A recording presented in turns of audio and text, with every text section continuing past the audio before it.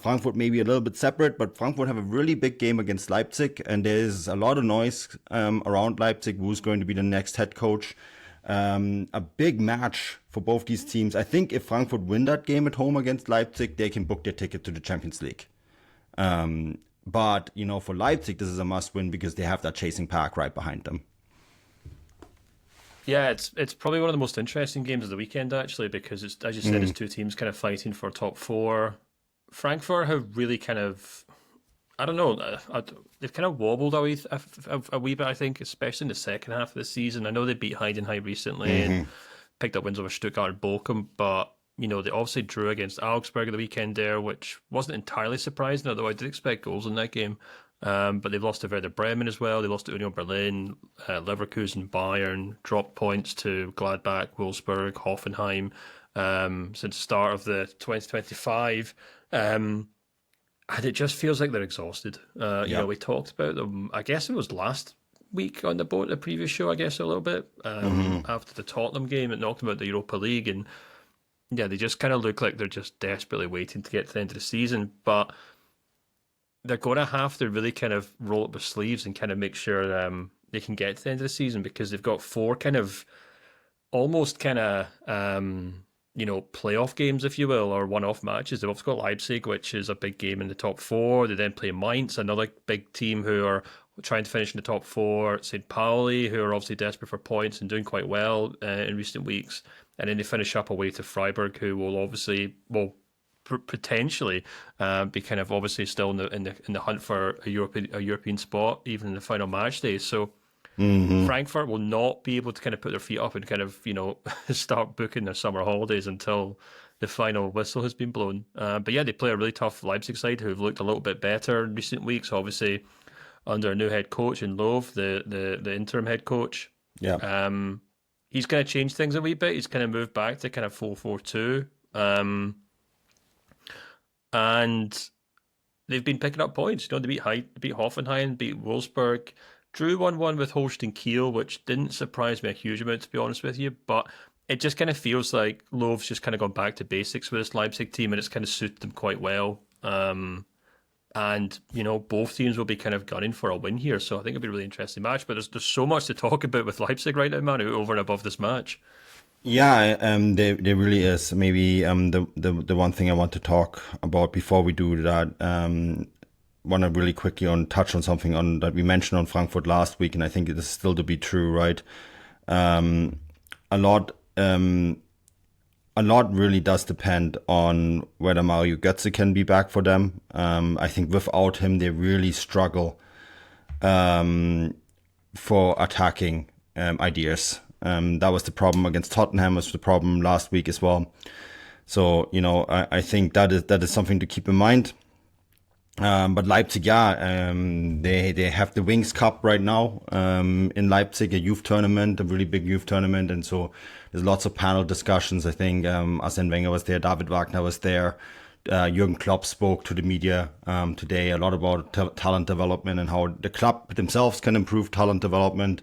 And it's a big topic, and it's a big topic that we've discussed on the show because they haven't really developed a player that is playing for them from their own academy. Obviously they're pointing to players that have made it elsewhere. Demirovic is an example. Remind me the kid that's now playing in at Celtic, quite a good player. He was, I think, with their academy as well for some time. I'm completely blanking on him. He was with Bayern and he was with Leipzig. Yeah, me too, actually. Have I forgot his name already? He did really well in the Champions League for them. I'll have it to you in 10 seconds. It's definitely not Arnie Engels. It is Niklas Kuhn. Niklas Kuhn. Yeah, I think he was in their setup, if I'm not mistaken. Yeah, I think you're right. And so, they like to point at players that have been in their setup and have now done well elsewhere, but they have not really gotten one through to their first team. I think Vigo Geibel could be the first. Uwe Draogo they're pointing to, but he really was developed by Schalke, wasn't he? So there's a lot of talk about that, but really the most pressing issue at Leipzig is the head coach search, right? And they don't there's been names that have been leaked. Thierry Henry is one that came out of nowhere today, and I think that's because he was in the Red Bull Cosmos, right? He played for New York Red Bulls, coached over in MLS as well. I can guarantee you that's not going to happen. He's not necessarily on their list. I think he's a name that they would like to get involved in a similar fashion. Mario Gomez is involved right now, but he's not someone for the head coaching role. Cesc Fabregas is someone who they really like and really like to get, but I think this was reported elsewhere by Fabrizio Romano and Guido Schäfer. They did a podcast together. It's a caught offside, I think, Stefan, that they did it on, where Fabrizio Romano said, "You're shaking your head." I don't know either. I just read this, to be honest with you. I know that Guido Schäfer is really, really well connected with an RB Leipzig. So I trust him when he says that they want Cesc Fabregas. And then, of course, Fabrizio Romano is very well connected in Italian football. So I trust him if he says that Como doesn't necessarily want him to let go. So RB Leipzig, I think, can dream in this category. They would like to have him as a head coach, but it sounds like that's extremely difficult. Maybe the Jurgen Klopp factor can do something here, but maybe not. So I would put this on the extremely maybe. And then the other name is Oliver Glasner. Again, a coach with an RB Leipzig, Red Bull past, Austrian. Is doing a pretty good job with Crystal Palace in the Premier League. Not cheap. Bayern Munich tried to get him last year, right? I think they were quoted 20 million euros to sign him. That's a lot of cash for a coach. I've been told Leipzig would like to negotiate that price down. I'm probably just helping them negotiating right now by saying this, because that's how clubs do it, right?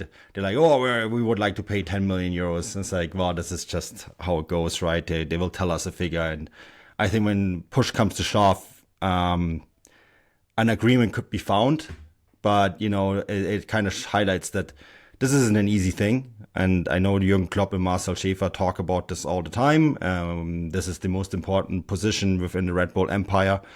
So there's a lot of people involved, and this is where we're at. And finally, Scholt Löw, Openda spoke out about him and said that like he's a coach that we really like, and the players really like working with him. Although I caution here, they also really like working with Marco Rose, and I actually think that the players maybe need someone who kicks them in the butt a little bit, because this is a very talented group, and they're a little soft mentally at times, and I think they probably need someone who can sharpen the senses a little bit. So I'm not sure if the players agree like a coach, whether that's a direction that I would go as a club. Having said that, Scholt Löw is a really interesting candidate. Played under Jürgen Klopp at Mainz, then played under Rangnick at Hoffenheim, worked with Thomas Tuchel at a bunch of different clubs, worked with Julian Nagelsmann at Hoffenheim, and was in the Red Bull system as an assistant coach as well. So this is a guy, when you look at it, it is actually a very similar kind of pathway to becoming a potential head coach than the guy who's on the opposite touchline, and that's Dino Topmöller, who has done really well as a head coach since making the jump from assistant to head coach. So this is, at first I'm like, oh, this is a boring choice, but actually when you look at his CV, could be a really interesting choice for them.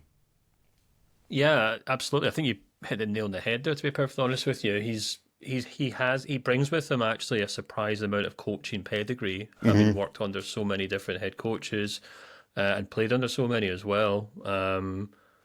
And there's a few factors here that I think we have to kind of consider.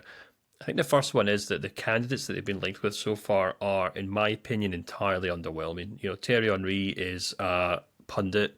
He makes his, he enjoys being on CBS every week, making jokes with Mika Richards and Jimmy Carragher talking about the Champions League. That seems to be where he enjoys being, where he is. I know he has got a kind of fledgling coaching career. He was obviously at Belgium for a while, and I'm sure he knows exactly what he's doing on a training pitch. But in terms of his actual ability today as a head coach, it's pretty underwhelming. Yeah. Says Fabregas as well, another fledgling head coach.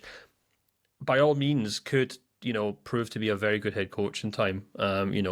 Xabi Alonso obviously arrived at Leverkusen with very little to his CV as well, aside from kind of youth coach stuff and some first team football. So it's not to say these guys can't go on to do something, but they don't bring with them a huge amount of history or a long CV, shall we say. And the Alva Glasner one's really interesting to me because I think, as you said, it seems unlikely for a few reasons. Number one, I think Crystal Palace would move heaven and earth to keep Oliver Glasner this summer, to be honest with you, and they would make Leipzig pay through the nose for him.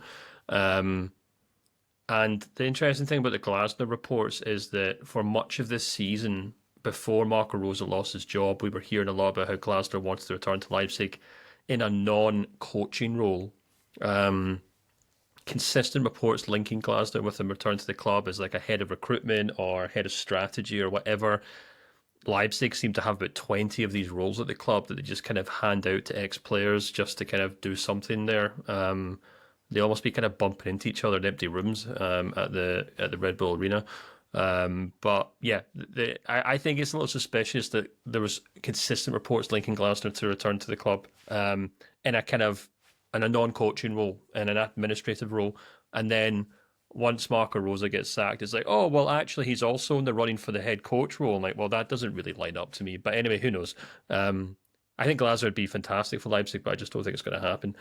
And it just kind of leads me to think that there's something entirely underwhelming about the kind of list of candidates that have been linked with the RB Leipzig job, and it's a little similar to when we had that conversation about who Dortmund replaced Nuri Sahin with, and there was a number of kind of interesting candidates suggested, and then we all sat down and said, well, we obviously know it's going to be some sort of Bundesliga adjacent personality. Has to be some guy who can speak German and speak to the local Why? newspaper. No one in the squad speaks German. Yeah, well, and I mean, to be fair, I don't think that's the case with Leipzig, to be honest. But Leipzig have their own kind of limitations in the sense that they always try to go for these kind of Red Bull adjacent guys. And the really interesting thing I think about the Red Bull operation is that you can point to a number of players who've obviously done well at Salzburg, have done well at RB Leipzig, or perhaps even beginning to do well at the other sister clubs in America or the US and South America and things like that. But I think you'd really, really, really struggle to point to a head coach who's came through the Red Bull system, came through at Leipzig or Salzburg, and gone on to become a world-class head coach. And some people might be listening to this right now and saying, well, what about Julian Nagelsmann? And I would say Julian Nagelsmann is a Hoffenheim prospect. That's where he learned his trade. 1860 in the youth academy. Okay, fine, 1860. No, but it's true. Like, that's where he started. He was not touched by Red Bull or Hoffenheim until very late. Oh no, yeah, of course, yeah, but But the point is, I'm saying he's not a Red Bull guy. Yeah. Neither's Hasenhüttl. I think has gone on to do a good job as well in his career. Although right now he's obviously stock's maybe not fantastic, but it just seems to be something that Leipzig kind of trip up over and over again. Marco Rose, decent Bundesliga head coach, but I wouldn't say he did a terrible job at Dortmund because I'm a little sympathetic to the situation he was in there, but by no means did great. Did an okay job at Gladbach, obviously started off very well, and that kind of really tailed off, and by the time he left, his stock was an all-time low. Domenico Tedesco, again, another head coach who wasn't exactly pulling up tree trunks in the Bundesliga or in German football in general. Jesse Marsch, complete risky option. I'm sorry, US or even now Canada soccer fans listen to this, but complete whiff with that appointment, to be perfectly honest with you. I think the problem with Jesse is, just to intersect here, because I think he is a typical national team coach. Like, he does really well when he works with a group at a limited time, but I think, taking a Bundesliga club, and especially after Nagelsmann, is just way too big of a step.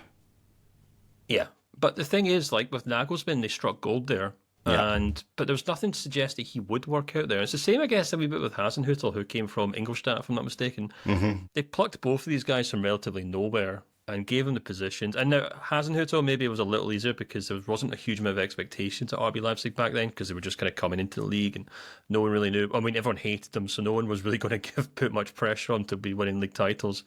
But he did. He did a good job there, and then obviously Nagelsmann did a tremendous job at Leipzig. But I find it weird that they keep thinking let's just appoint these nobodies that they do keep appointing to a relative degree, and hoping that one of them will just kind of become the next Julian Nagelsmann. And it's similar to the kind of Dortmund conundrum where I'm like, these clubs are never going to become serious contenders for league titles or in the Champions League, in which I know is silly to say because Dortmund were just in the Champions League final, but consistently and making the most of the squads that they have, if they're going to kind of really limit the scope of which head coaches they're going to bring to the club. And I think the names that have been linked to the Leipzig job so far underline just how limited that club's ambition is. I mean, there's some interesting names I think out there that they should consider. I mentioned earlier this week that Blazin, for example, there's this great website, Manu, you can go to called Transfermarkt. Yeah, sure. And they have a whole page called Available Coaches. No. I'm actually talking about coaches who are not available or are currently in a job. One name that I think is fascinating is Kwasniok from Paderborn. He's going to leave the club at the end of the season. He's been linked to the Leverkusen job. He's been linked to, was linked to the Stuttgart job until Sebastian Hoeneß extended his contract there. Interesting name because he comes from a completely different environment, which I think would do the club well. Roger Schmidt is being increasingly linked with the RB Leipzig job as well. I think this is a candidate that they have to wait on because he's technically under contract with Benfica, right? So they would have to pay a big fee. But I actually wouldn't be surprised if it was someone that we don't even have on the radar yet, or if it is shortlist at the end of the day. I think it's a really difficult decision because the club can't really plan or make any major decisions until they know where they're going to play next year. I've been told that budget-wise, there's a big difference for them whether they play Champions League or Europa League, right? And which players they're going to be able to keep and which players they can't keep. The whole Harvey Simmons question, for example, Harvey Simmons changed his agents this week. We all know what that means. Yeah, I think they're in just a really difficult transition moment, and because they are in this difficult transition moment, and it's a very big decision because this time it has to work, right? They went through, as you said, after Nagelsmann left, they went through Marsch, Tedesco, and Rose, right? In quick succession, a relatively quick succession. And I think Marco Rose, in many ways, was the perfect coach for this club because he gave them sort of this local kind of flavor. The players loved him. I mean, the interactions I've had with him, he's a great human being. But I think at the end of the day, he was just too nice. They need someone like him who can maybe not be too nice to the players. I think sometimes I get the sense that things are just a little bit too comfortable in Leipzig. They have this great facility. They have this great stadium. It's a wonderful city. It's actually one of the most livable cities in Germany. And I think sometimes it's just all a bit too nice, Stefan. They need someone who makes things a little bit too uncomfortable. They have this, on the training ground, they have this hill that Magath used to have in Wolfsburg, the famous hill that the players had to run up to. They need a coach who makes them use that hill a little bit more often. I'm not saying Felix Magath, but someone who's empathetic, but also is not afraid of making really difficult decisions with the player personnel. Yeah. Maybe not as bad as Magath, who used to wait till they got to the top of the hill and pour all the water bottles out. So when they got back, they had no water left. It's a very 1970s Soviet Union approach, isn't it? Absolutely. I was actually just looking at which head coaches are available and which ones have kind of lost their job in the last 12 months. And there are some interesting names there. Top of the list is actually Erik ten Hag, who was also linked with the Dortmund job. People might be raising an eyebrow at that, but of course he actually started his career as a youth coach at Bayern Munich. So he does know German football quite well. He was actually at Bayern Munich under Pep Guardiola. So he knows the Bundesliga to an extent. And also almost ended up at the Dortmund job if there hadn't been that big transfer fee. Yeah, exactly. So I guess that fee might still be applicable, but there's a name there. One that I think would be really interesting is Motta, who just left Juventus. Didn't do a great job there, but did a really good job at Bologna the year before. I think he'll get picked up very quickly, but really impressive attacking football. I think he'd do a great job there. Here's one that's interesting. Edin Terzic. Now, would Terzic, the champion of the yellow wall, take up a job with Leipzig? You would typically say no, but here we are with Jurgen Klopp walking around with the Leipzig blazer on, talking about youth football at the ECA this week. So never say never in that regard, I suppose. And there's plenty of other names there as well. I'm just quickly checking. I've actually just accidentally filtered them out, but yeah, Thiago Motta is the obvious one. Lopetegui, who just left West Ham, did a terrible job there, but he's still a decent head coach to an extent. Sampaoli, the Italian head coach. There's a lot of kind of interesting head coaches there who would bring a really interesting kind of tactical approach to Leipzig. And, I'm not just saying kind of throw money at some random head coach who doesn't understand German football or anything like that. I think these guys all know what they're doing. They're all professionals, especially someone like Edin Terzic. But I don't know. It just kind of it's just quite underwhelming. And I've kind of wrote quite a lot extensively about Leipzig as an organisation over the years, and from a sporting point of view. And I always do keep coming back to this unfortunate fact that they just kind of seem to lack the ambition of a football club that actually want to win anything, which really stands in direct contrast to the likes of their F1 team, or what you see on social media, where they obviously spend a lot of money supporting and bankrolling all these extreme sports, where they're all these aspects of sport where they're pushing the limit, where the Leipzig club just seems to be, let's get to the top four, let's sell a few players, let's make another 100 million euros and start from scratch again. And I think that's been summed up by these head coaches, but we'll see what happens, I suppose. Yeah, no, it's definitely an interesting topic, and it's going to be interesting to see where they're going to end up in their coaching search. To be determined, I've been told. when I poked a little bit more,